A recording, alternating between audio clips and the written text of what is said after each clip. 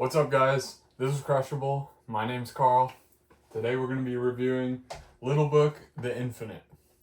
This one's going to be a blend of 7, 8, 14-year, and 20-year bourbon, honoring the 3 generations of the No family. Let's just get right into it. On the nose, there's definitely peanuts here. There's the quintessential Beam peanut, but it's not like peanut butter like I would usually associate with Knob Creek and Booker's. This is like a musty peanut. It's almost like some old peanuts that have been sitting in your car for too long, and they've gotten too hot. They're getting stale sitting there. Or it could even be like peanuts that you had up in the attic that you like completely forgot about.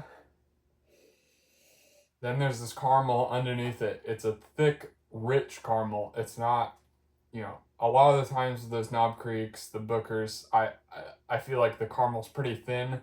Here, the caramel is very thick and luscious. It's like an expensive caramel chocolate peanut candy, like something you got from a boutique candy store. Except the peanuts are musty. They're not fresh. And then underneath that, you start to get a little bit of fruit. I would say it's either like cherry or maybe fig. Almost like a Fig Newton flavor going on. At least on the nose. And then underneath that, the darker flavors, it's more leathery than anything. I would say it's like a very rich, worn saddle leather. It's not that like fake leather smell I typically would get, or I get a lot of the time. Like department store leather. This is like, cowboys worn boots, worn saddle leather.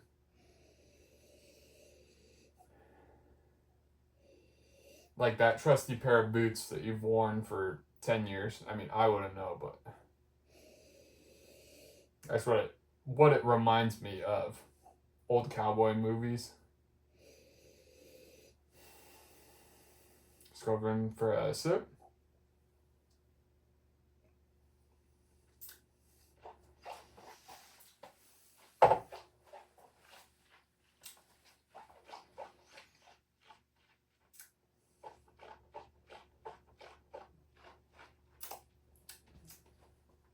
So this one's a real head scratcher because at the start, it is so dark and it tastes so old that I feel like we're about to go on this like crazy journey.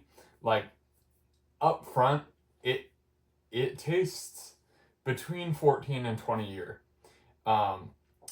There's this like thick, rich, like stewed fruit note almost, or it could even come across more like dried fruit. I would say predominantly cherry and fig. And sometimes on those older stuff, like especially Pappy Van Winkle 20 or 23, I almost think it's like kind of a fermented fruit too. It's like almost like that fruit, that stewed fruit is starting to turn sour, and I'm getting a hint of that here. Like, but then all of a sudden on the mid palate, it goes more into the peanut, more into the caramels, and it starts steering away from those really old flavors into more quintessential Beam. Especially like a 12-year-ish Beam starts to remind me a little bit of Knob Creek 12, something like that. And then the finish, honestly, is lacking. The finish is much more fresh fruit in comparison. And so it's almost like it starts off tasting like 20-year, and then by the finish, it's tasting like 7 or 8. So that's unfortunate for me because I typically value the the mid palate to the finish a little bit higher than the transition from the initial taste to the mid palate. I am getting a little bit of that kind of dripping down my jawlines that I like, but it's not attacking me in any way. I would say it drinks under proof. Yeah, at 119, it's not drinking like 119. I'd say it drinks more like 110. And texture wise, on some of those older Beam products at cast strength, so in particular like Knob Creek 12 cast strength, or if we're talking about, say, some of those older 15 or 14 year Knob Creek picks at 120 proof, they get this super oily, thick mouthfeel. And it's almost like you're eating like banana leather oatmeal or something. It's like so thick and viscous, whereas like when it first hits your palate, you think it's gonna be like that. It's gonna take you on this crazy like wave of flavors, and then the mouthfeel is not like that. It's much thinner. It reminds me more of, say, like a Knob Creek 9-year single barrel or Booker's. Now, if it wasn't obvious, I like the 12-year to 14-year Knob Creeks a lot more than Booker's. Whereas if you're into Booker's, this might be like the best thing you've ever tasted from Beam.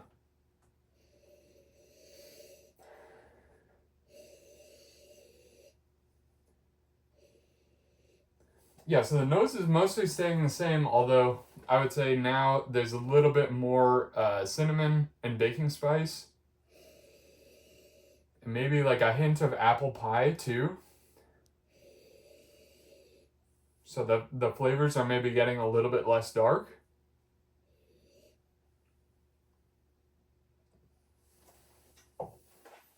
Mm.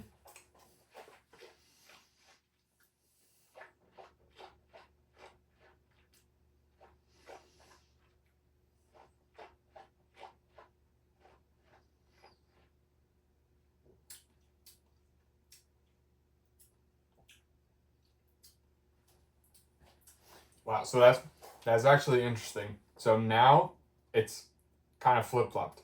Keep in mind, this isn't the first time I've tasted this. So this is a really complex whiskey, especially from Beam. But on that sip, I would say it was a lot of cinnamon apple pie up front, and then it started to go into those stewed fruit notes on the mid palate, and then the finish was a bit more of like a peanut almond brittle, almost not almond brittle, but like toffee dark chocolate peanut. And on that sip, I wasn't getting much leather, which is kind of interesting because I feel like that's a quintessential aged Beam note to me. But that sip was phenomenal. The only way it was lacking was just that mouthfeel. So like the first sip, it wasn't that thick. So as kind of a comparison whiskey, I have a Knob Creek pick, 120 proof. For those who are interested, this one's from Westmoreland Liquor Store in Portland, Oregon. This one comes in at 10 years and 8 months.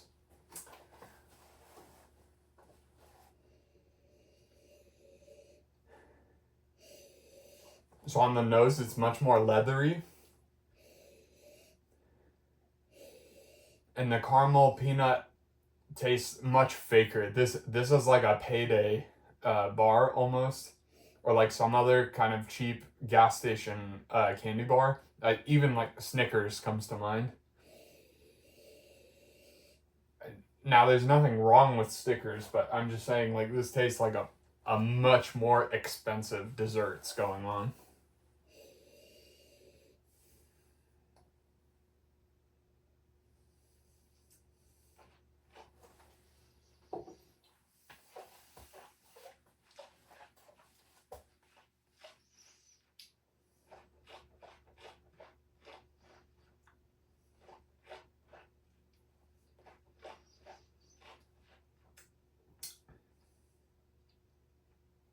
Yeah, so this is a really great comparison actually, because these share a lot of the same flavors.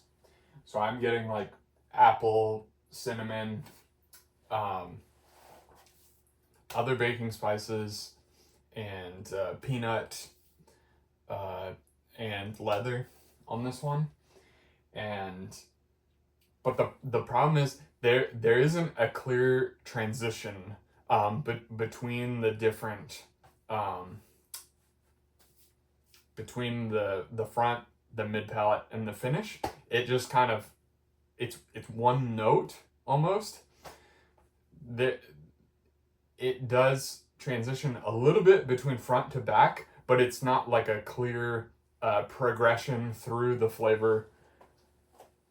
Whereas the Infinite has this clear front, middle, and finish, and they change each time you go back to it. I'm actually even more surprised tasting it now than I was the first time. And it's reminding me a little bit more of like a good 14-year or 15-year Knob Creek pick. My only like problem with it is it's still leaning a bit more into the Booker's flavors, I would say, and less into those. The 14 and 15s usually come off a little bit more fruity, desserty, I would say, and leathery. They're very, very leathery and viscous. Whereas here, there is fruit going on, but it's like a nice,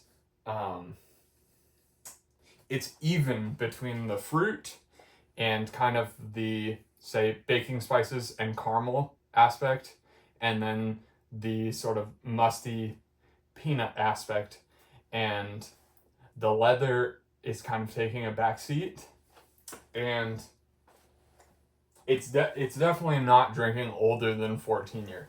Like if you're hoping that 20-year is going to dominate the palate, it does not.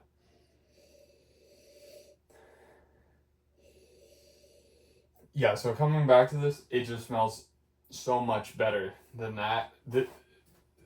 This one tastes, the flavors, they smell almost like fake. Whereas here, they're just rich and authentic.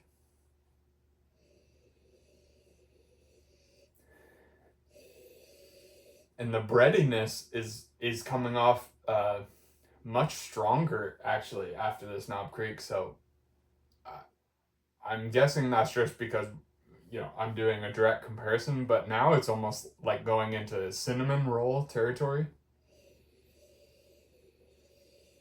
Yeah, like cinnamon rolls that you covered in honey roasted peanuts.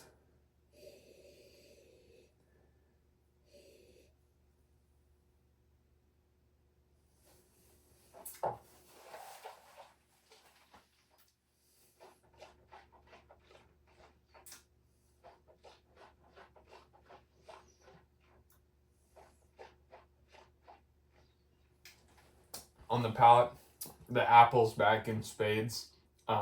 It's definitely leaning more kind of caramel, apple pie, cinnamon up front, and then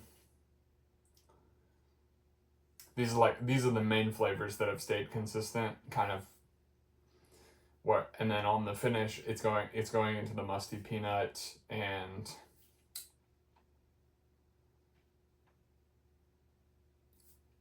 toffee and dark chocolate. So those are the main, I would say, components I'm getting, at least now. I will say I'm more impressed with this the second time trying it than I was on the first time. I didn't think this was going to be a super favorable review, but I am kind of reviewing it pretty favorably. I would say if you can get this at $200, there's nothing that is really going to compete with it as a shelfer beam product today. And, even if we're comparing it across product lines, it's hard to find something, 120 proof or 119 proof plus with these kind of age characteristics and this kind of progression of flavor from other major distilleries. That being said, I don't think I would pay secondary prices on it. I've seen them around 300. If they came down to maybe 250, I would consider it. But at the same time, you can get one of these picks for, say, $60-$70. And then if you want a 14-year or a 15-year, I'm seeing them around 200. So I haven't had enough of them to definitively tell you, oh yeah, that's better.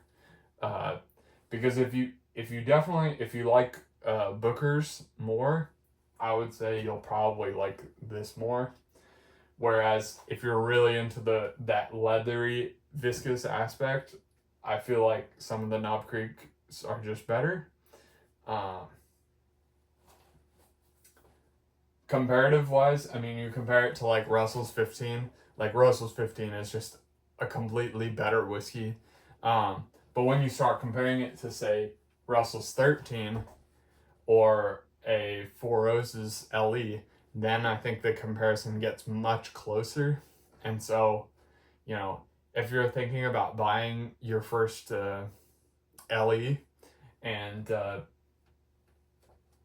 you happen to love Booker's, I would say go for it. It does not drink like Little Book, by the way. The reason why I'm comparing it to Booker's is because some of these Little Book batches taste so like completely different from each other that I don't think there's like really a thread like going. Like some are phenomenal and some are not, but they usually drink a little bit younger and they're not quintessential beam.